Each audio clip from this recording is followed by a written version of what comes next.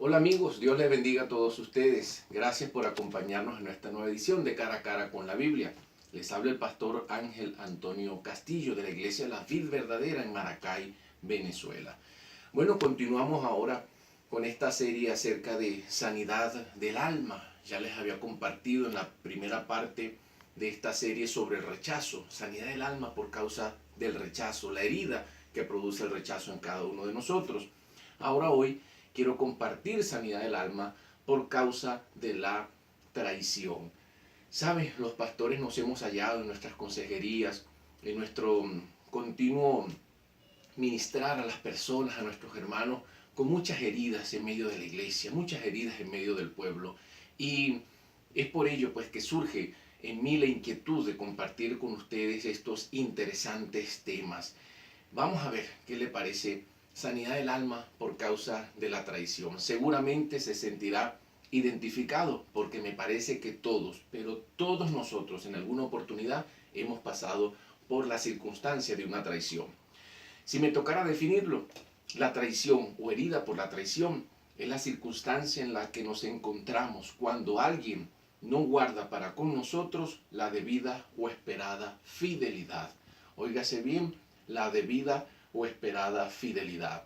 Es decir, eh, produce esto un gran dolor en nuestra alma, en nuestro ser, porque depositamos confianza, cariño, amor, invertimos tiempo, recursos, una gran cantidad de cosas en alguien que finalmente termina traicionándonos. Duele, claro que duele, y produce una herida de la cual necesitamos ser sanados. Vamos a ver esto a la luz de las Sagradas Escrituras. Lo primero que debe decirse es que el pecado de la traición es un pecado contra Dios. En primer lugar, antes de ser un pecado contra la persona víctima, es un pecado contra el mismo Dios, como todo pecado. En primer lugar, se comete contra Dios. Pero lo que debemos cuidarnos de la traición es que la reacción que tengamos contra ella no sea peor que la traición misma, que la herida que haya producido en nuestras vidas. Porque la traición no sanada, la herida no sanada por causa de la traición puede ser peor que la traición misma si no velamos en ello. Puede producir una amargura, puede producir un dolor ya en otras dimensiones.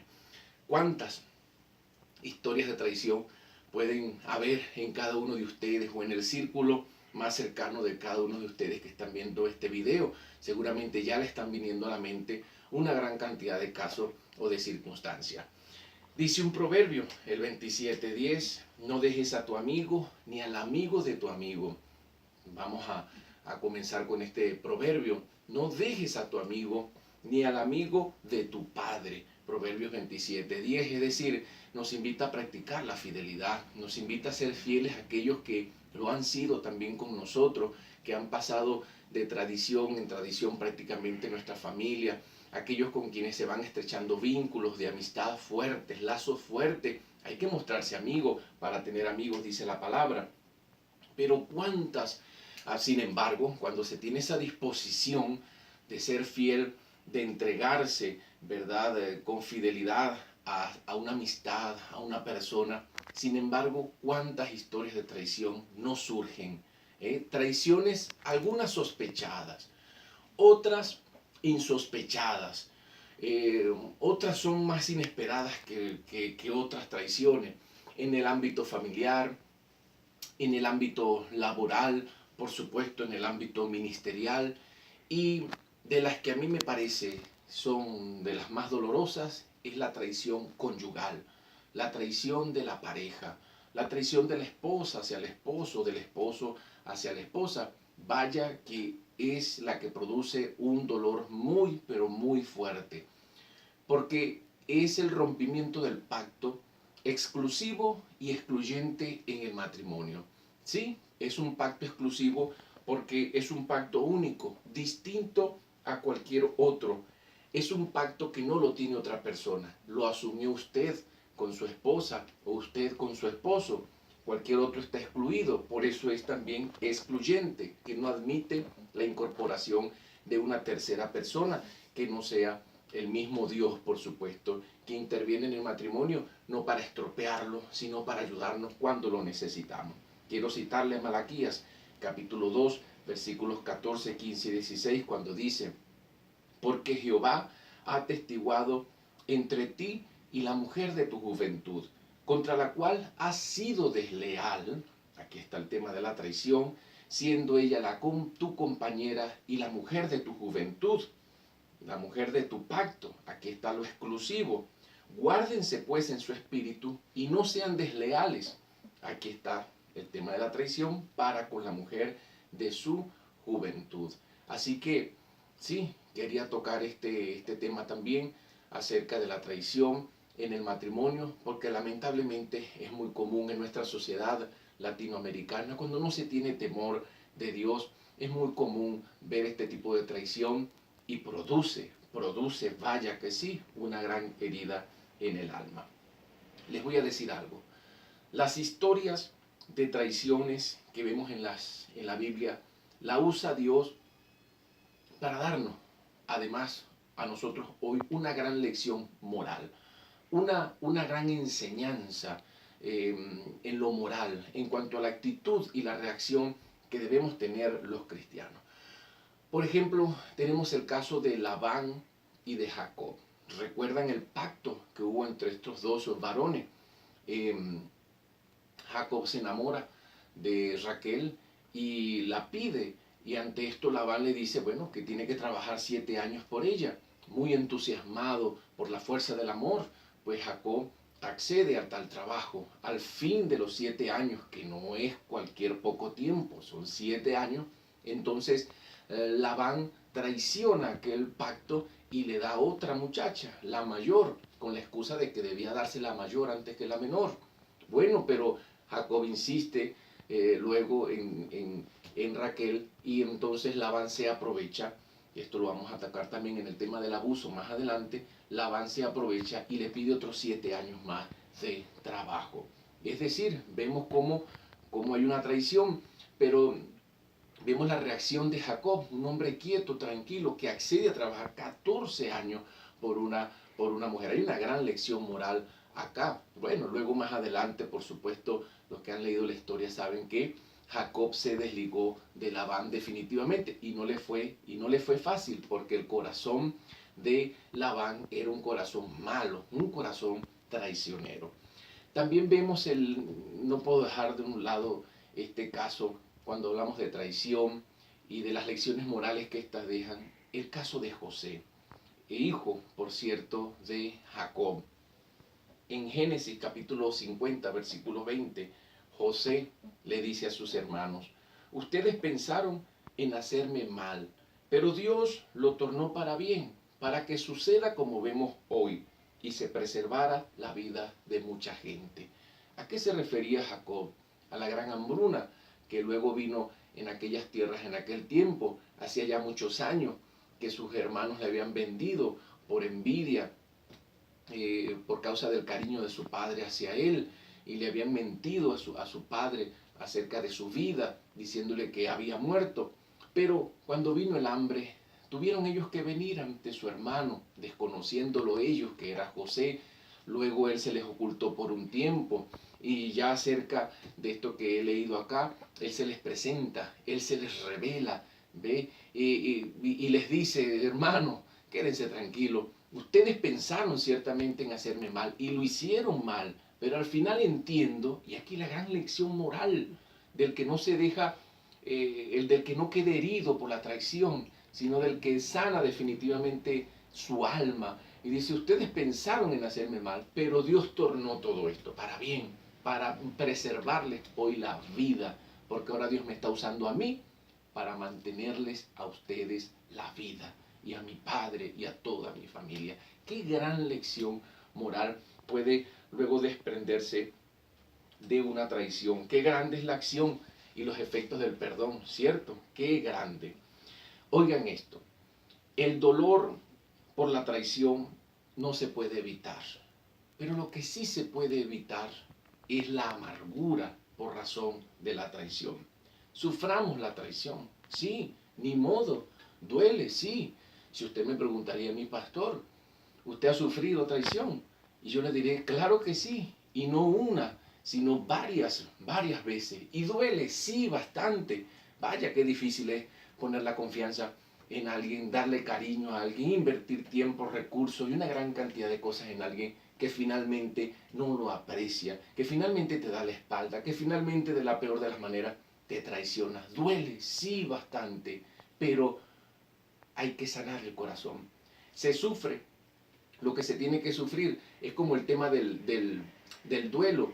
El duelo es un tema que tiene que aceptarse, que asumirse para que pase lo más rápido posible. Así es el tema de la traición, sin dejar que la amargura venga a hacernos daño. Alguien dijo una vez, y me gustó esa frase, que no podemos evitar que las aves vuelen sobre nuestra cabeza, pero sí podemos evitar que hagan nido en nuestra cabeza. No hagamos entonces o no permitamos que los pensamientos o las heridas por causa de la traición hagan nido en nuestra cabeza. Vamos a ser sanados en el nombre del Señor. Sin Cristo, toda historia de traición, sin el Evangelio, toda historia de traición sería irremediablemente una historia destinada a ser otra historia de traición, de venganza, de odio, de amargura. Pero no es así cuando realmente tenemos a Cristo en el corazón. Vaya qué misterio tan poderoso es este, que con Cristo toda traición, sea conyugal, familiar, laboral, ministerial, financiera, etcétera, brinda un beneficio superior. El beneficio de participar en los sufrimientos de Cristo. Sí, es parte de sufrir por la causa de Cristo si así se asume. Mire lo que dice la palabra en primera carta de Pedro, capítulo 2, versículos 21, 22 y 23. Pues para esto fuiste llamado, porque Cristo también padeció por nosotros, dejándonos ejemplo para que sigamos sus pisadas, el cual no hizo pecado ni se halló engaño en su boca, quien cuando le maldecían, oiga, Cristo cuando le maldecían, no respondía con maldición. Cuando padecía, no amenazaba, sino que encomendaba la causa al que juzga justamente. Nos dejó ejemplo.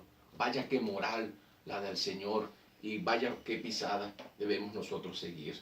Así que traición la sufrió nuestro Señor también.